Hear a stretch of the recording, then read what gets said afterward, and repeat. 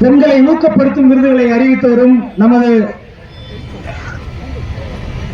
மாண்புமிகு புரட்சித் தலைவர் எம்ஜிஆர் பற்றி அவர் பேசுறார். அவருக்கு என்ன தகுதி இருக்கு என்னன்னு படுத்துக்கிட்டு யோசிச்சு பார்க்கணும். தகுதியே இல்லாத ஒருத்தர் தலைவரை பற்றி பேசுறார். மாதா எனும் பெண்மைதான் அன்னையும் பிதாவும் முன்னேற தெய்வம் என்ற தமிழ் மூதாட்டி அம்மையார் பெண்மையைத்தான் முதலில் வைத்து போற்றுகிறார். ஆர்ப்பாட்டம் ஆர்ப்பாட்டம் பட்டியலின மாணவிக்கு நீதி கேட்டு ஆர்ப்பாட்டம் ஆர்ப்பாட்டம் போராட்டம் போராட்டம் போராட்டம் போராட்டம் நியாயம் கிடைக்க போராட்டம் நியாயம் கிடைக்க போராட்டம் கண்டிக்கின்றோம் கண்டிக்கின்றோம் கண்டிக்கின்றோம் கண்டிக்கின்றோம் விடியா திமுக அரசை கண்டிக்கின்றோம் திமுக அரசை கண்டிக்கின்றோம் கண்டிக்கின்றோம் வேண்டும் வேண்டும் வேண்டும் வேண்டும் நீதி வேண்டும் நீதி வேண்டும். திமுக எம்எல்ஏ கருணாநிதி குடும்பத்தினரும்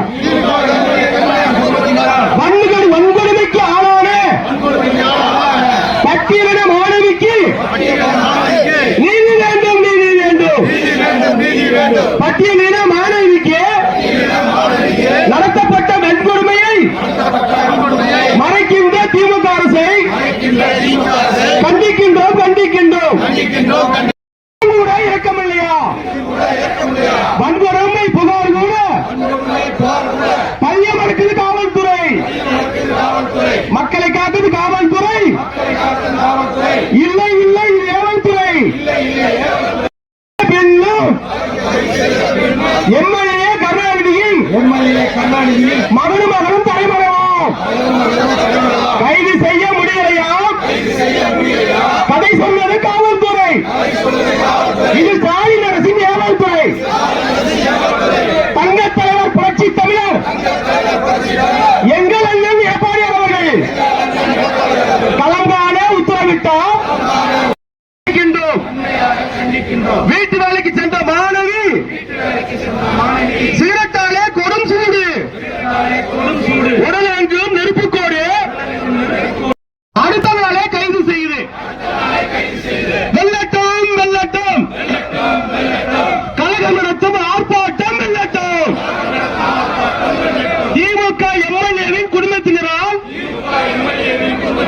வஞ்சிக்கப்பட்ட பெண்ணிற்கு நீதி கேட்ட ஆர்ப்பாட்டம். பாலியல் சீண்டல் செய்திட்ட திமுக நடிகளை கைது செய்ய தைரியம் இல்லை. காவல்துறைக்கும் தைரியம் இல்லை. பாதுகாப்பில்லை பாதுகாப்பில்லை. பட்டியலின மக்களுக்கும் பாதுகாப்பில்லை பாதுகாப்பில்லை பாதுகாப்பில்லை.